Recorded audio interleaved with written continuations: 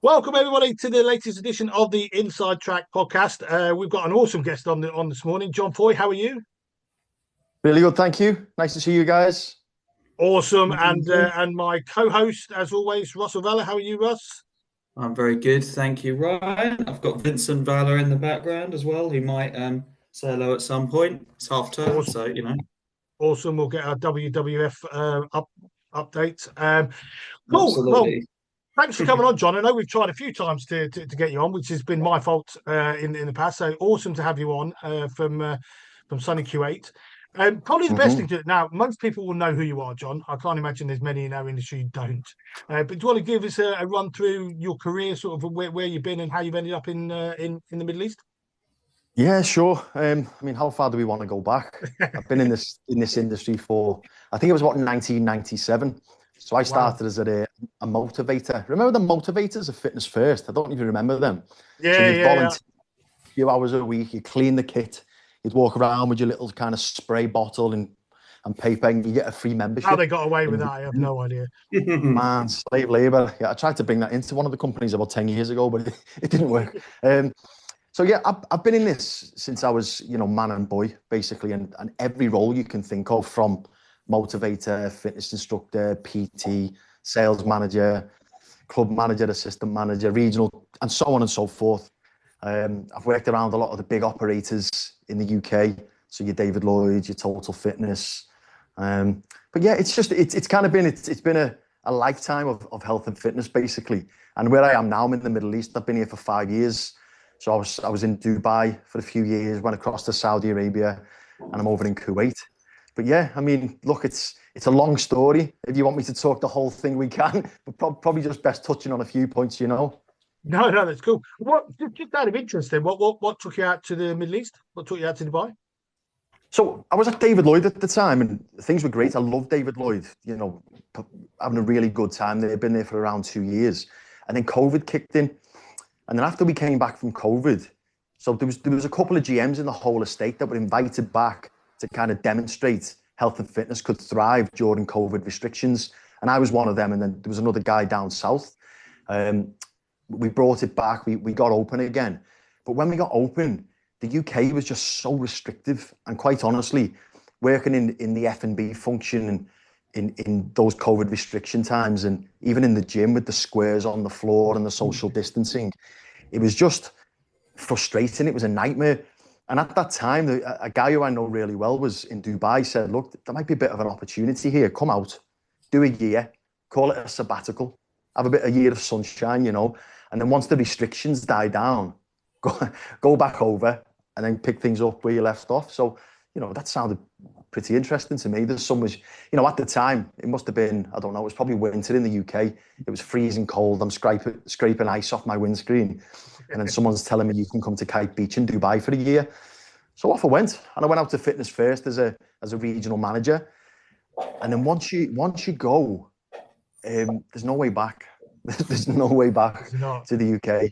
It's lifestyle. It's not only this, you see it all the time on places like LinkedIn, that the benefits of the tax-free lifestyle. Yes, that's great, and it's one of the things. But the safety, the sunshine, the active lifestyle that you can live in the Middle East is just incomparable. And once you cross over, I think it's really, really difficult to go back to the UK. So yeah, the reason I'm in the Middle East, honestly, was a year out from the nonsense of COVID restrictions. But here we are, and here we'll probably stay for, until I retire, I guess. Yeah. Oh, wow. And sorry, Ross. I was gonna say I was part of at the time I was an owner of a few clubs coming out of COVID, and I remember the restrictions. In fact, I remember one of the days, you're probably quite lucky actually in the David Lloyd, when you got 5,000 square foot gym and you go in there and they're saying everything needs to be, I think it was 2 meters apart. It was something when they first said it. And I walked in, I was like, okay, we've got space for about 2 treadmills here. I don't know how this is going to work. So I don't blame you at that point. If someone had given me the option to bugger off to Dubai, I don't think you'd see me now. Yeah, it was just difficult, right? It's not. No one has any problems with cleaning and managing members' behaviour and their movements, but it was too. a level that was just, you know, everyone was annoyed, everyone was frustrated, everyone found it a difficult way to live their lives, because we were, you know, every 5 minutes you're having to clean down tables and just wipe things off, and it was just a load of nonsense, you know, because the rest of the world, you know, the UK, you only kind of know where you are, right? You know the rules and the laws and the instructions that you've been given from the place that you're in, but the rest of the world was living a much more free and able and kind of unrestricted lifestyle, but they were not impacted any worse or any better than the UK. They were just able to run their business. They were able to do the things that made their business actually thrive and be successful. Whereas the UK, being the UK, wanted to make sure everything was like, you know, more safe than it needed to be, more restricted than it needed to be. And it just became a nonsense. And Russ, you know, so many people went out of business because of that, because people couldn't go in, they couldn't work out, there was no community or connecting with their friends. Because if you came, you know, in the F&B at David Lloyd, if you came with your friend, well, you weren't from the same household, so you'd have to sit on that table and your mate would have to sit on that table, so you just never came. So these people who had these routines, they couldn't work out in the gym, they couldn't sit next to the mate in the cafe or the restaurant, and it just became a load of nonsense. It seems strange thinking back to that, right? Because it seems like a lifetime ago. But it was a difficult, interesting time. It was such a challenge that I actually set up a separate business that Ryan knows all about, called Teamer. It's essentially an outbound kind of call center. Now they deal with a lot of pre-sales, etc. But we actually done that for our set of clubs because of the operational challenges they put in place. Not just how do we actually physically make this work, but now I'm 30% of my membership's down, so I've got to sell those. I've got to retain the members. And I've got these superhero staff apparently who are coming back to work, are going to do all of those things that they weren't doing before and clean the kit every 5 minutes. And so we actually took we went as far as setting up an entire set of another business, putting another team into another location. So they were doing all the calls. So the teams could actually do that. So that was how difficult, that was how limiting and extreme those procedures they put in place, and I don't think they really considered that at all when they put them in place. No, definitely not. And you know what's interesting? I mean, we're miles off track here, right? But when I left the airport, John, we're normally miles off track on these. Is that what happens? Yeah, we'll find a way back. Ryan will pull us back. When I left the airport in the UK, like no one was within any, like, you had this kind of whole space around you and masked up and gloves and everything. Then you got into Dubai. Nothing. Like, everyone was walking alongside one another. There was no mask. There was no nothing. It was just like business as usual. And it was bad. It was scary, actually, because of everything we've been kind of taught to be afraid of. And then we landed and it was just business as usual. But if you look at the numbers... Sweden went non-restricted and had the lowest death rates, didn't they, in Europe? There you go, yeah. There you go. And you're like going, says something, because they got criticised, didn't they, massively for it. And then at the end of it, they had the lowest death rates. It reminds me a little bit, actually, of we are now way off track, but the film 28 years later, where there's this pandemic that's ripped through Britain. We're like back to the Middle Ages, and the rest of the world actually is just fine. They've got their phones, they've got everything. That was kind of COVID times. Interesting, yeah. Definitely watching it, John. It's an awful film. Russ got me to watch it. I've never seen it. I've never seen awful film. Now, just pulling back the John. Obviously, you're out in Kuwait at the minute, and you've written, was it 2 books now? Yeah, there's 2. The second one's not released yet because I'm partnering with a digital SaaS company who wanted to be a part of it, so that's being delayed. But yes, there's a couple. Yeah. But do you want, because I think it's really, really good point to jump in onto all these KPIs, because obviously you've got a huge amount of experience managing clubs, and I guess one of the big things that you talk about a lot on LinkedIn is the KPIs and understanding your numbers. I mean, I mean, we see it all the time in terms of clubs, because we work with a lot of independent clubs and stuff like that don't really understand their numbers. I mean, how bad do you think it is in the industry that we're running these clubs almost blind? Yeah, I think it's exactly that. I think the industry as a whole, of course, there's some great operators in some great businesses, but I think generally speaking, you know, the caliber and level of a GM these days versus, you know, maybe 15 years ago is just, it's wildly different. We were brought up, you know, I'm sure you were the same. We were brought up having to know the leading and lagging indicators, the behavioral inputs that drove the outputs, all of these different things. You couldn't become a duty manager until you knew this stuff. And then you couldn't go club manager, GM, and so on, unless you had this expertise. And I think, you know, because of the way the industry's changed, and a lot of it, the change has been good and positive, but because of the scale of, you know, you take the likes of Gym Group, who I worked for and loved working for, and Pure Gym and JD and others, they work such a simplistic model where a lot of these old school KPIs, if you want to call them, didn't exist.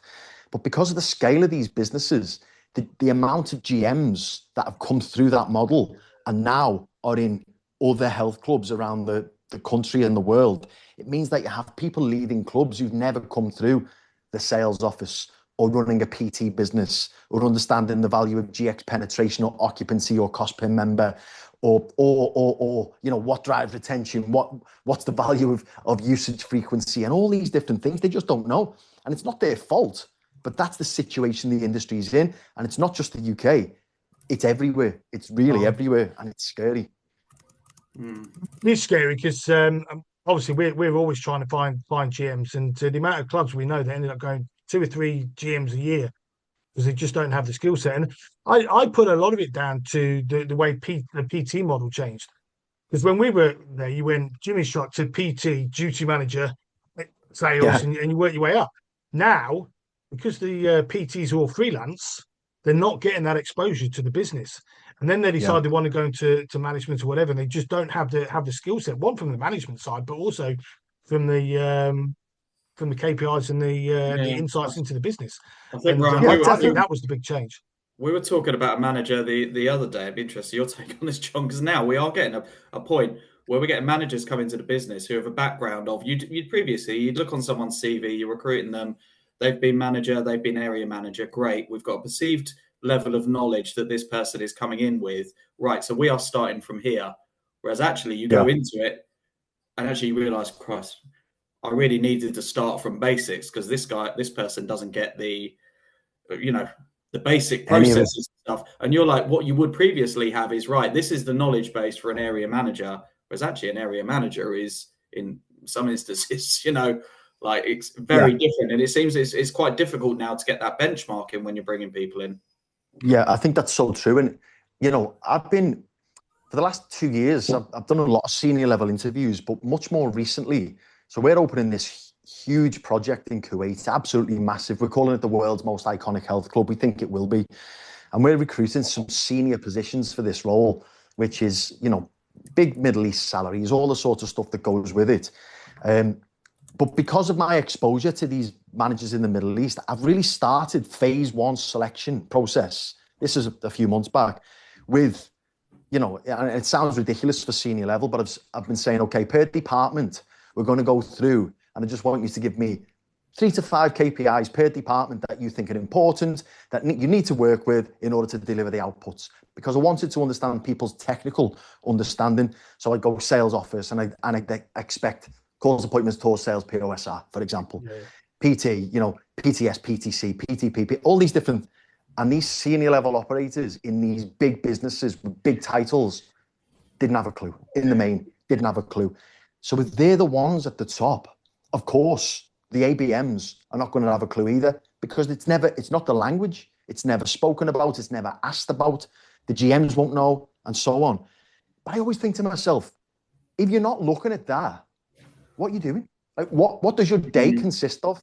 I had this. I was saying to Graham Hind recently, is that when I was a young GM and I didn't know enough, my day genuinely looked like I'd walk in, I'd get a coffee, I'd say hello to everyone. I'd go into some of my HOD. How are you getting on? Things good? We doing okay? Good. I'd sit down, I'd answer my emails, fill in a report, and then try and fill my 8 hours because I didn't know what I was supposed to do, right? As you grow and you learn and you understand and get more exposure, you realize, oh, it's my job to look at the KPIs with my HODs, train and develop the team in order for them to drive them to deliver an output. But if you're not doing that, I really don't know what people are doing. I don't know what people in this industry are doing. And I've seen this now in UK, Dubai, Saudi, even Kuwait. It's like the directionless, and it's not their fault. It's just the operating system that they have. Nobody's told them what needs to be done. because the people at the top don't know. And I think the industry has drastically gone backwards from when I first started. And maybe I sound like an ancient dinosaur, right? You know, I was a GM when I was in 2003, I think. So it's a long time ago. But all of those things that we were forced to look at back then still drive outputs now. And I know this because I'm picking it up and taking it with me wherever I go. And then surprise, surprise, you know, we have the best year we've ever had, or the best year in 10 years. Why? Yeah, John, you're amazing. Look at all these things that you bring into the industry. Yeah. Like, Yeah. And what did we do differently? fine. Well, we booked some appointments and then we followed up. We did some follow-ups after people. We told people and we became B-backs. We did follow-ups. What's a B-back? But someone's going to come back. You know, and then you bring in these absolute basics and all of a sudden like, oh my God.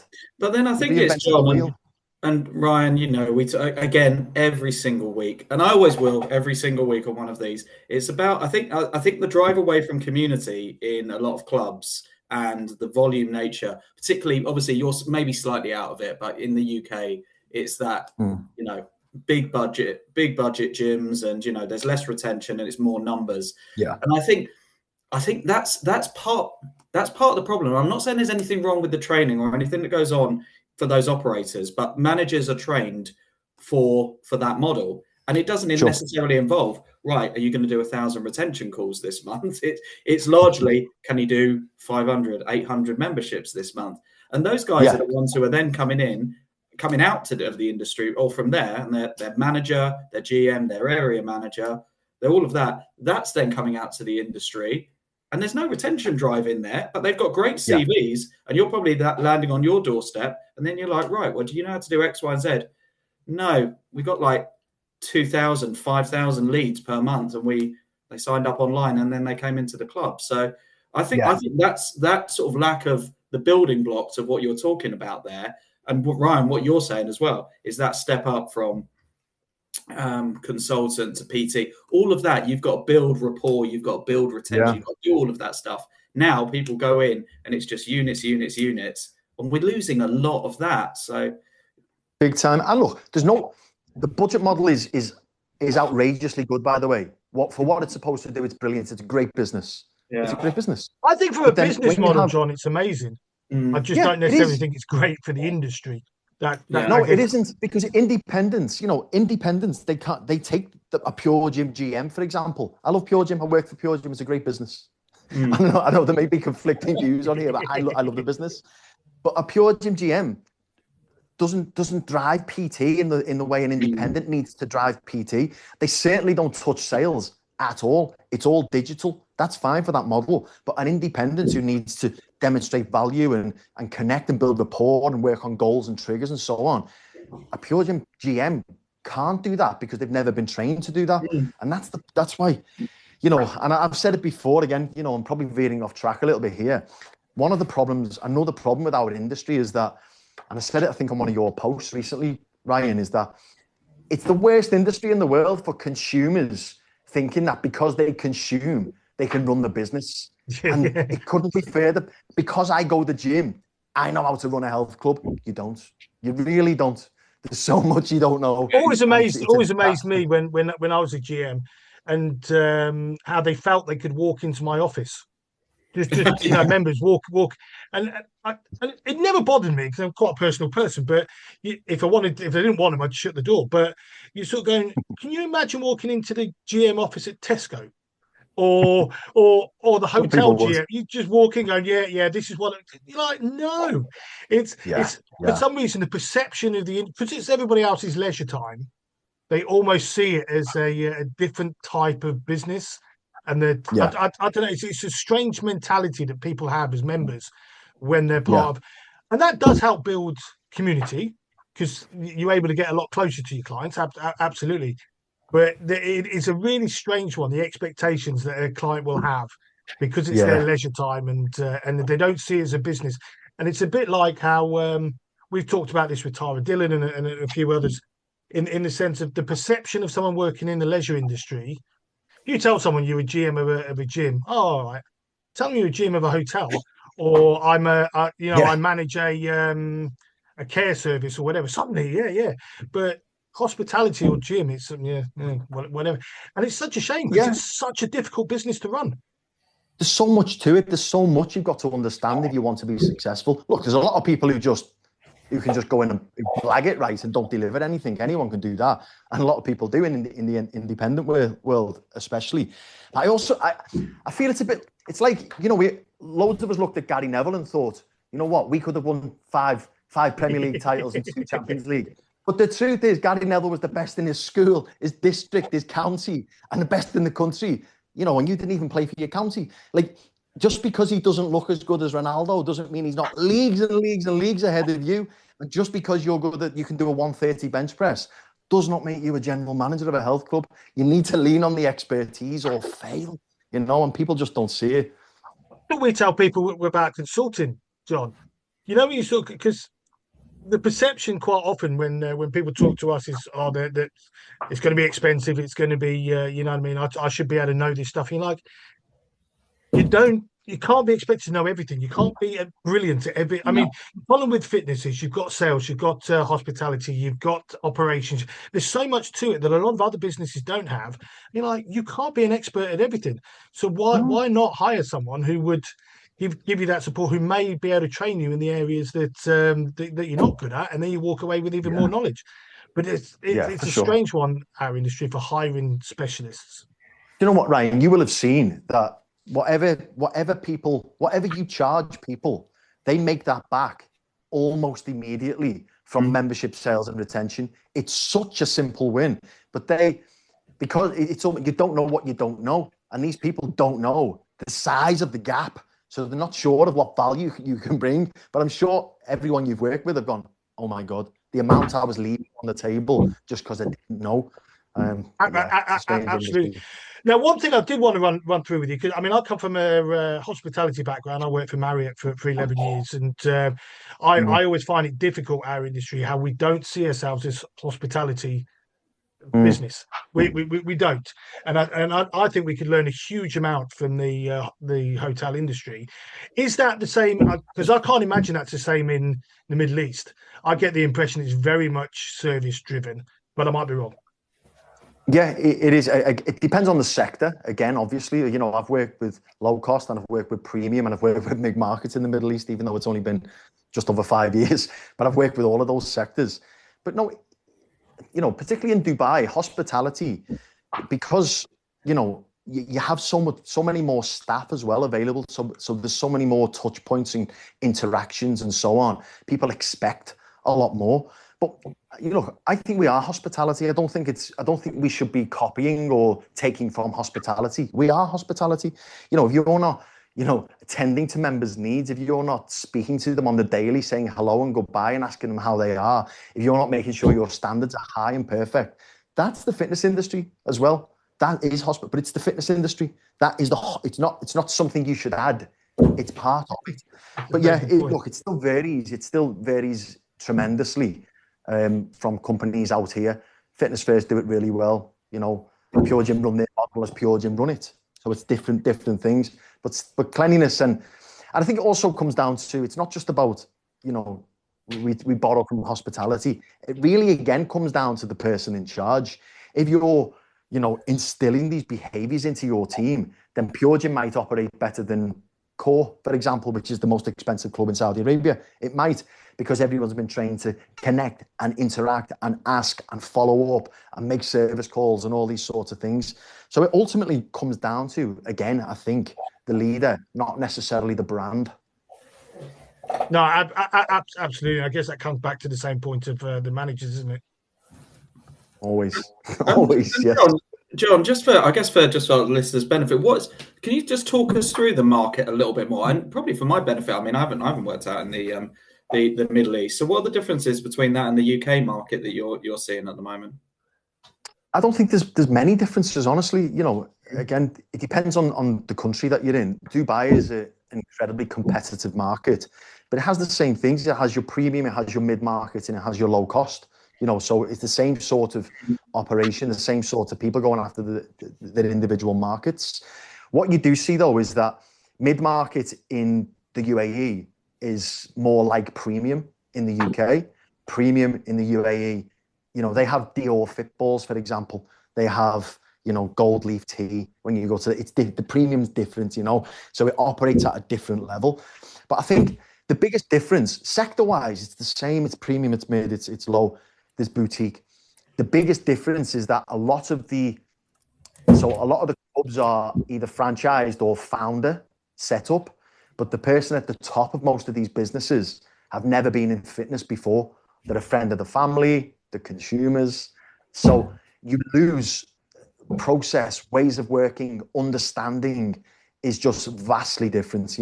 My last role in the UK was with David Lloyd, and then coming out and seeing, a founder set up and led business with no ways of working, no recognizable KPIs, no understanding of budgeting or forecasting or anything really. That's the biggest change. So I was in one of the biggest businesses in Saudi Arabia. We had 65 clubs across the kingdom. In fact, I probably shouldn't go too specific, but you had senior operators who, it was the first ever job in the fitness industry, completely, but not just in the fitness industry, in any service industry, and they were in charge of this major business, which is interesting, but then in a commercially immature market, unless you're going to bring people in from abroad, then that's all you have. You have to work with what you have available. So the market can't have 20-year veterans because it's not 20 years old, or certainly in some locations. So they're still learning as you go. So I think, again, that was a bit of a long-winded way to answer your question, but the difference really is in the level and understanding of the leadership, and it's vastly different from the UK. Interesting. In terms of obviously, just moving on a little bit from that, I mean, obviously you're now setting up effectively a UK active style with Saudi and Kuwait. Now, how's that gone? I mean, because you're pretty new into that. Yeah, so it's actually, we've been working behind the scenes for around 8-9 months on it. So I've been working with Dave Stalker, who's been a big support. We're affiliated with World Active, which is great. But we're just about to launch now. The setup has been quite tricky. There's been a lot of hurdles we've had to jump in the country in order to make it kind of bona fide. So we're just about to launch now with our first event. But it's been great. It's going to be a cross between what you'd see UK Active is and maybe the likes of Dubai Active. So it's a commercial entity on one hand, but on the other hand, it's about the education and the alignment and the uniting of the industry. So one of the things we really want to do is bring best practice and training and so on into these founders and owners in Kuwait who've never had really any exposure to people who've, had to grind their way up from 1997 to where we are now. And they don't have that. It's not their fault. They've never had that exposure. So bringing people in like Dave, even myself, to kind of have these round tables and give seminars and so on, I think there's big value in that. But again, also, as I say, we're not shying away from the fact that we want to run events like you'd see Beyond Active and UK Dubai Active, where big operators will come in and kind of just show Kuwait what actually is happening around the world. I think that's a benefit. I mean, when events do happen in Kuwait, which are rare, it's often Kuwaiti companies, and there's nothing wrong with that. But there's some real good stuff, of course, happening globally. And because of the connects that we have, myself and Dave and others, we can bring these leading operators in the SaaS space or equipment space or whatever it is into Kuwait and really expand the horizons and the minds and thinking of the Kuwaitis, all with the ultimate goal of growing the industry. I think you can only go so far in this industry if your goal is to, I guess, be a corporate cog and try and make as much money as you can from salary. You've actually got to give it. Oh, I was going to swear then. You've actually got to care about what you're doing. You've got to care about growing the industry and the people, not just the members, but the staff as well. And I think that's an opportunity once you reach a level of your career to find a way to give back. And that's what my books, by the way, they're available on Amazon, but I give them away for free. My YouTube channel is giving away my knowledge for free, which probably doesn't help you, Ryan, being a consultant, but I'm not going really heavily detailed, by the way. No, we give our knowledge away for free as well, John. It's in the end of the day, I think that's the one great thing you can do as a consultant or someone who's senior in the industry is give that knowledge away. Now, in the end of the day, you can give knowledge away, but some people still need the support. So Without a actually doubt. it doesn't really impact us. What it does do, it just gives more information out there. So that, I mean, I would love to be able to Yeah, walk into a gym and someone go, right, these are my KPIs. These are okay. This is yeah, what, but we're having to train it from the start. So all that information yeah. you're giving, I think it's amazing, and that's why we do the podcast as well, to try and get people aware of the sort of things that they need to be looking at. It's Yeah. I think it's important and absolutely giving back. I agree 100%. Yeah, and I think, you know what, I think some of the KPIs I talk, I'm only in the sales at the moment. I'm going to go PT and so on. I'm going to just keep doing it for a while. But the things I talk about to you and others like you will go, yeah, simple stuff, simple stuff. But all it does for people who've never really seen it, it doesn't give them really the ability to implement. It just makes them think, right, at least I know this exists now.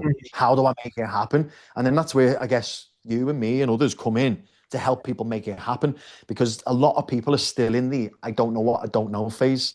So yeah, that's the plan. Just to I always wish when I was coming through, you know, I didn't go to university. I was, you know, a motivator and a lifeguard, and I've had to scrap my way up. You know, a skinhead scouser. It's bald now, but it was a skinhead once upon a time.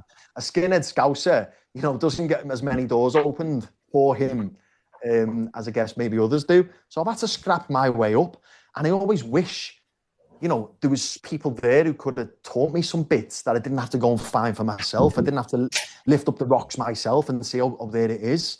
So hopefully that's what I can do now that I've been You know what's around. amazing, John?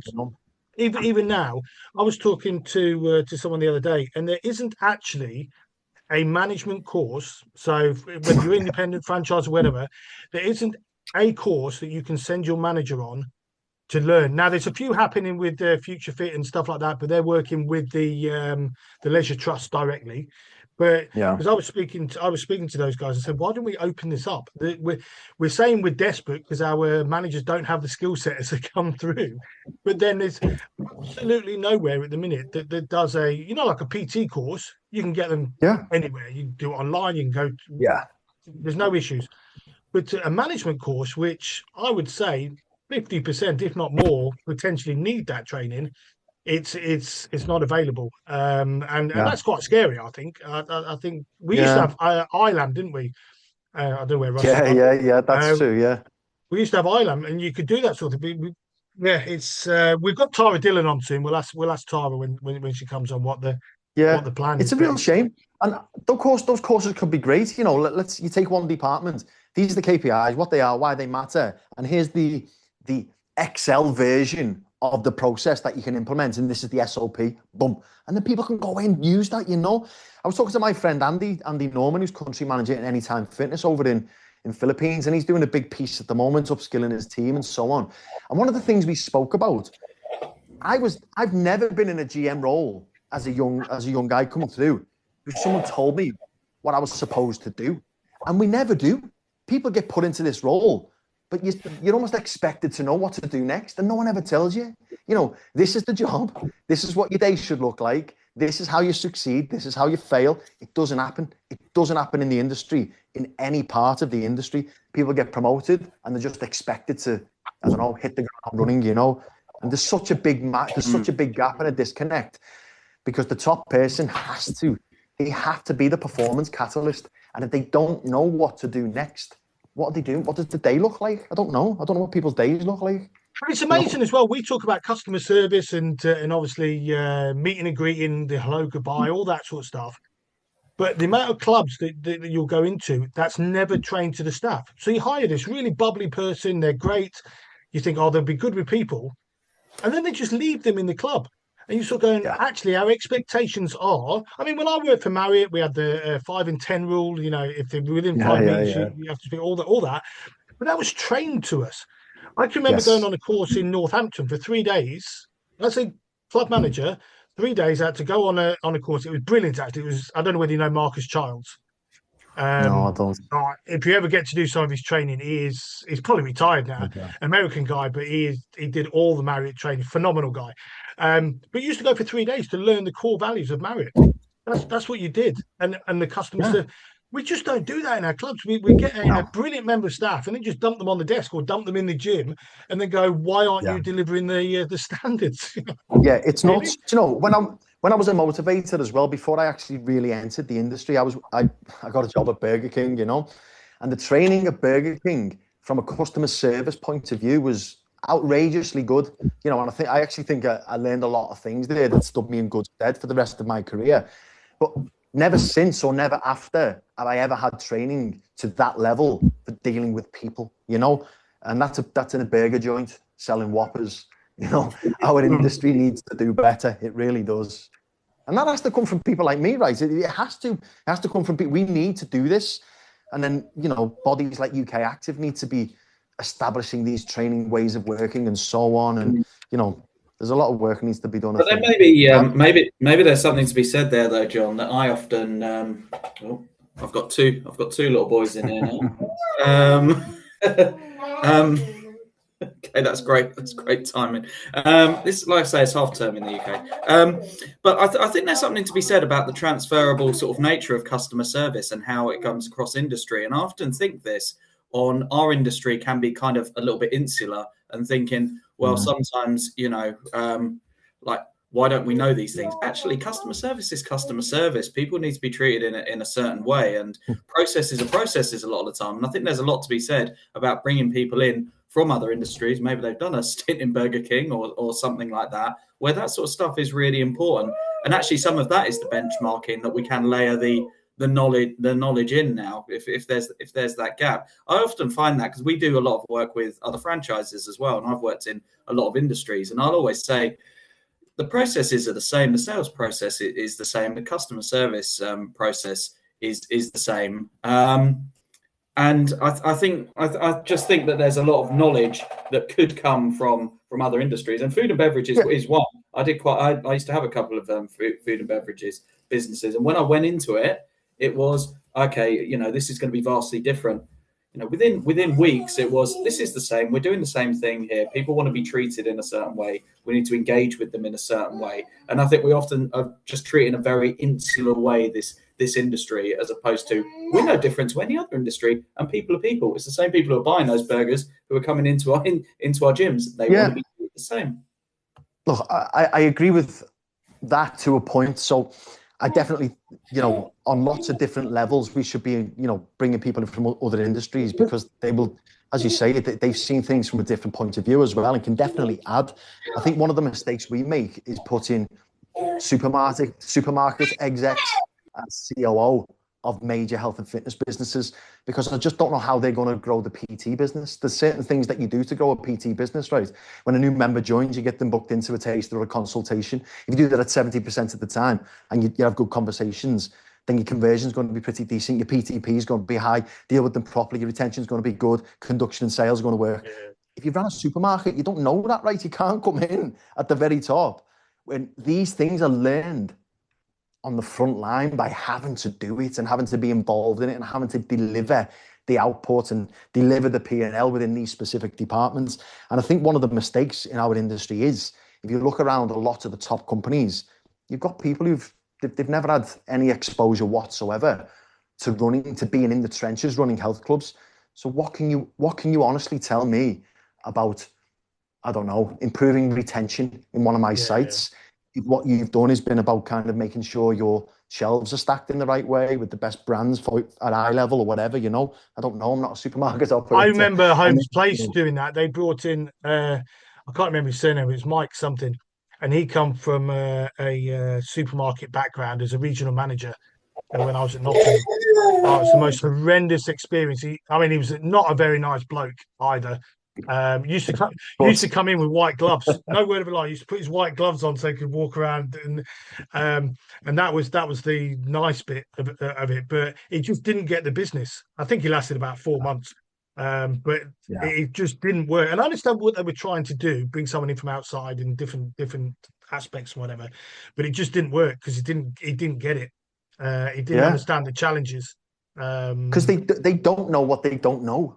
They just, that's it. And a lot of the decision makers are kind of boards now, and again, people who've also never been in the industry, and they end up hiring a lot of people who don't know what they don't know, And then hence why, whenever you're going into businesses or I'm interviewing people, I've got people who can't tell me 5 KPIs in the sales office, for example, or 3 KPIs in the personal training business, or 2 in the GX space, because from the top don't know. And it's a mess. I worry about the industry, I really do. It's scary actually, because that was our big issue with, say, UK Active, and I think that's where they've gone. And I'm not against UK Active at all, but if you have a look at their structure, the CEO wasn't from the industry. He's a it's more about systems and process, that stuff like that, and due diligence and politics, and that's the CEO of the business. And nothing personal against you, but then you had things. Even Tanny Gray Thompson, amazing person, absolutely amazing person. Yeah. But how does she link with fitness? She's a sports person, so perfect for Sport England, absolutely perfect for Sport England. But she's not a fitness person, so she doesn't. And I know why we did that. She was a dame. She was in the Lords. Amazing person. Everyone loved her, and I get that. But it didn't really fit with what we needed. So we've suddenly got Hugh who's head. Then you've got a like Tanny, and then half the board were non-exec that don't have fitness backgrounds. And you're sort of going, this doesn't make sense. That you're looking after the fitness industry, and the minority of the people on the board are from the fitness industry. It just didn't make sense. No. Well, that's why it's good to see Dave back as chairman. But I guess, right, to my point, John, and what I'm not saying is we don't bring in someone from Burger King and go, right, well, just run the gym. I think it's that knowledge base, and it's like, right, there's some learnings there. And then how do we train and how do we build on that? There's some great stuff there that they brought in. That's not like, you're coming in and right, and this is how you run a gym. But it's then, I think, to your point on what you do with training and support, is like, okay, well, great, you've got some great building blocks that actually we're missing a lot now in our industry. Great, fantastic. How can we build that? I feel there's somewhere in between there. And Vincent is very on this pod now. I agree. But these businesses, they've not. If you take away the low cost sector, which is essentially a digital business, and certainly in many ways, all the independents, mid market clubs, premium, nothing's really changed from the output required in 30 years. You still need sales, you still need retention, you still need PT sales, you still need GX occupancy and penetrate. That same stuff is still the outputs that we're judged on. At the end of the day, did you deliver X, Y, and Z? Did you? The same things I was asked to do in 1999 to 2026. So you can only know how to do that if you've been in it and done it, and you've done the hard yards, and you've opened the club at 5 a.m. and you've, all of these things that comes from years. Getting the battle scars of years in the trenches. And it does frustrate me somewhat when I see there's so many really strong, experienced people in this industry, but I feel like it's not given the leaders who've come through are not given the credit they deserve, and never tend to get the top jobs. They never do. It comes from other industries, and it's interesting. I don't know why. You ever noticed? I remember going to the Flame Awards 2011. We entered those, and we were having a conversation. And if you have a look at the time, if you have a look to all the senior CEOs of all the businesses, they never actually left it. They just moved companies. So it was the same group at the top, and you're like going, because I can remember looking at it as a GM of a leisure club, going, I've got no chance. I've got absolutely no chance of getting to that level, because it's just the same people, and most of them you looked at and went, nah, I couldn't work for them. I couldn't work for them. But it was the same group going around, and you're like going, at some point we've got to get rid of the dinosaurs, and our industry will flourish, because there's some amazing people in the 40s and 50s that are now due those big roles and to drive us forward. But we're still sitting with the old guard, and I don't think it's helping us. But I've seen just there's some green shoots with the likes of Mark. I don't know how you say Mark's surname, but he's gone into fitness first. Oh, Draper. Is it Draper? I'm sure. It's Diaper, or I don't know how you say it. I apologise. But, someone who really gets it is now the top man in fitness first in the UK. And that's really refreshing. And that's a change, because, if you sat down on a stage and had to have a debate with, say, I'm not going to name names of other companies, and you were challenged on growing GX and PT, you would put these CEOs to bed. They wouldn't know where to start. And then, you know, we're repeating the same point, right? But we've got to start putting people who've been in the trenches and done the hard yards in charge of these top businesses, because they understand what it takes. We understand what's required, you know. But I don't see it happening. Certainly not in the UK. Not in the short I'll back term. you for the top. I'll back you for the top, John. Just, Yeah, thank you. just let me know. Also, during our sort of timeline of, I don't want to age us all too prematurely here, but I think we're also all of the time frame where there's still an importance in community and getting out there and promoting, and we've all stood in supermarkets and we've all gone to local events, and I think if you're promoting to people who've missed that phase of things, like now. You have someone coming into your club and you're like, it's really important to go out there and be on the turning on of the Christmas lights and this and that. And they're like, oh, okay, never really thought that. So it's kind of important that you're out there doing that. You might not get a membership out of it. You might not get any leads out of it, but that's an important presence thing. And that's how you build presence and community. And I think a lot of that stuff that now, if you just went in, and again, we're not demonizing Pure Gym or Gym, any of those guys, but that's just a completely different model. And if you haven't experienced that sort of important part of being an ingrained part of the community, wider than your four walls, I think we're starting to lose that. But I still think we're kind of the generation we had to do that, and there's still see a big value in doing so. I agree. And look, digital, of course, is the future. You know, paid media, you know, AI, smart automation is absolutely essential. And I think it's difficult to compete in this industry if you don't have those things. But that doesn't mean, going to the business for breakfast or being at the Christmas lights, or, when I was launching leads, I'd wear a morph suit with a big board on my back that said, look, we did it right in the rain. And that's still important. Some people have just gone the other way and said, okay, it's all digital now. We'll just, like, you leave so much on the table doing that. But again, like you say, if people have not come through and they've done that, they can't even communicate that that's something that's of value. Someone from the supermarket come in and say, oh, I remember when I used to go to the Christmas lights with the leaflets and stuff. They didn't do it. They've never done it. So how could they communicate? The scary thing is as well, John, the group that are coming through now are petrified of the phone. A lot of them are petrified of talking. You know what I mean? That where we've grown up, the phone was a normal thing. No one texts you. I mean, I didn't have a mobile phone until I left uni. Do you know what I mean? So it'd been 99 that I'd have got a phone. There was no internet. I can remember doing my dissertation, having to drive to all the cricket grounds to do the interviews and all that. There was no internet to find the information, and kids don't get it. But now you try. I mean, my kids don't pick up the phone to me, let alone. Do you know what I mean? Let alone. Right, you can't blame them for that. You can't blame them. No. It is a fair point, but they don't want to do the phone. But also that interaction. So if you try put some of these youngsters now into, and it's not knocking them because they've not had the experience, but you tell a GM, right, I want you to go do outreach at this event, they about shit themselves. They do. And we've so over here, there's not been, we have a premium club here that we're doing massive expansion with, but beside the point, I've introduced some of the kind of the calls, appointments, tour sales, POSR. And it was the same sort of, so you want me to call some of these leads? We have a full digital funnel, right? The digital funnel that goes to e-commerce. But a lot of people don't want to do that. They still express intent and they still become a list of leads. And I'm saying, well, give them a call. Like, this is what we're going to do. We're going to call them. And the difference, the size of the win from calling these leads, I don't know why I'm even sounding surprised, right? Because it's obvious. But the size of the win from calling these leads, I've given this business that's 12 years old its best year it's ever had. What did we do different? A dead simple process. Pick up the phone, book the appointments, do the confirmation calls. They show up. When they show up, do a tour process, close. If they don't come, if they don't join there and then, follow up and the win. It still exists and it still matters.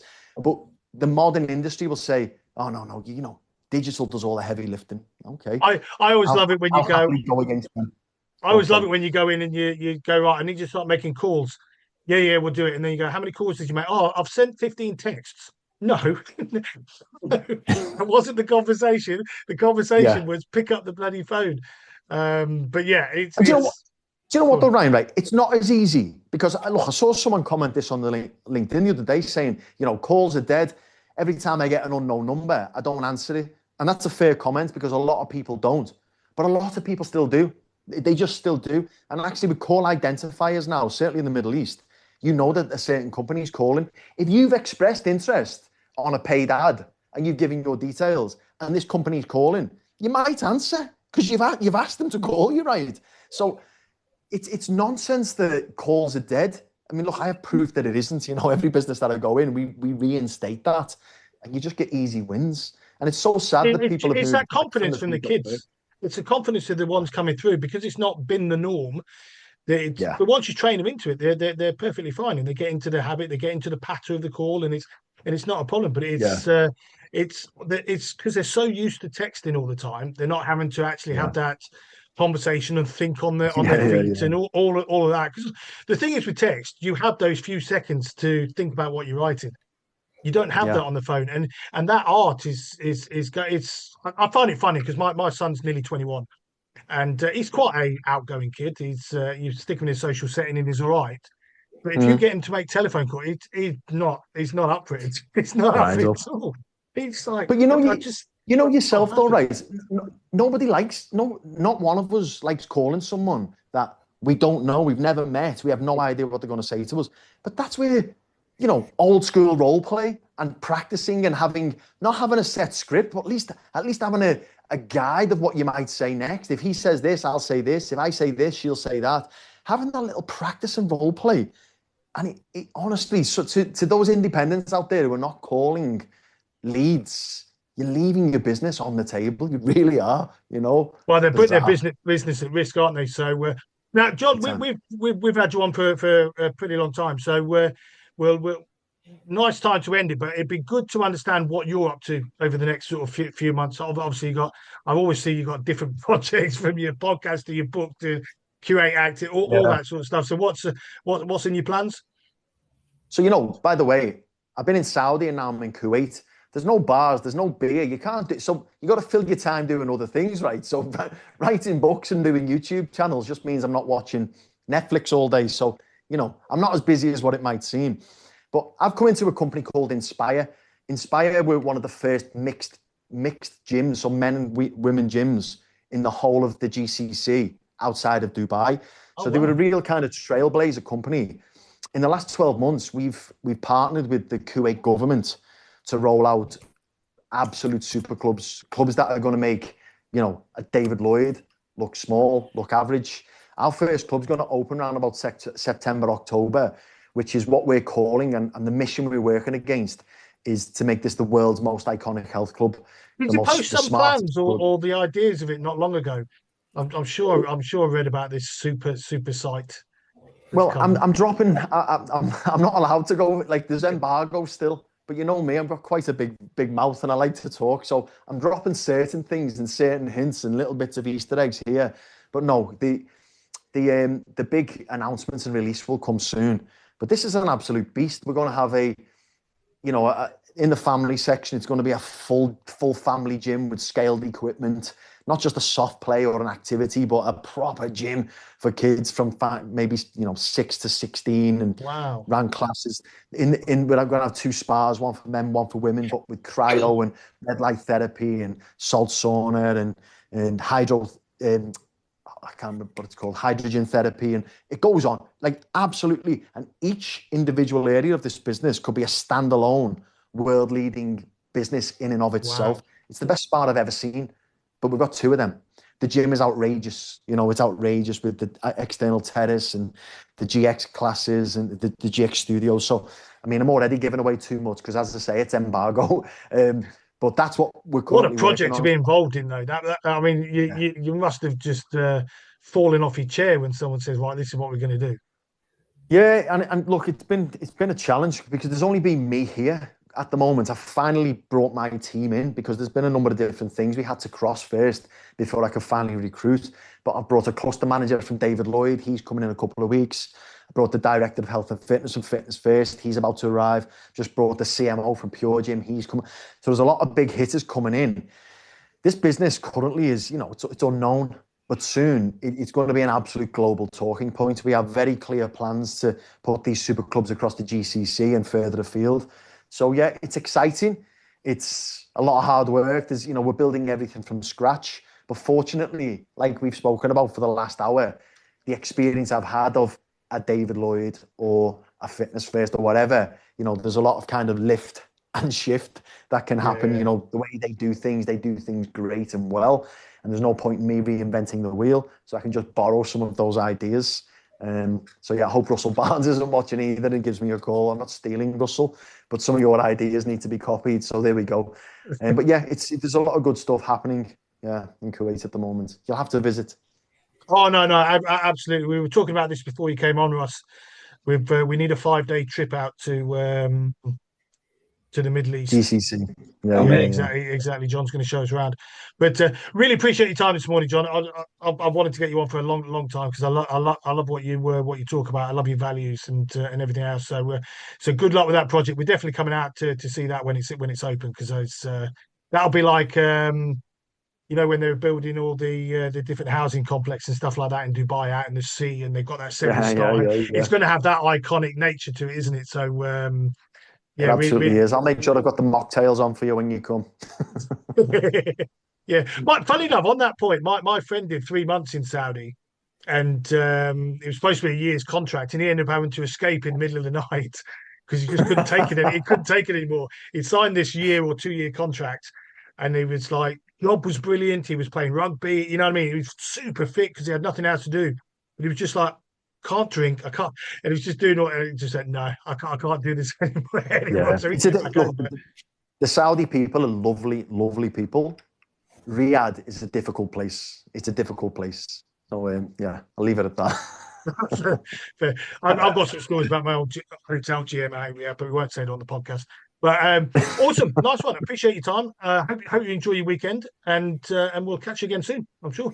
Thanks, gents. Great to see you. Cheers. All the best.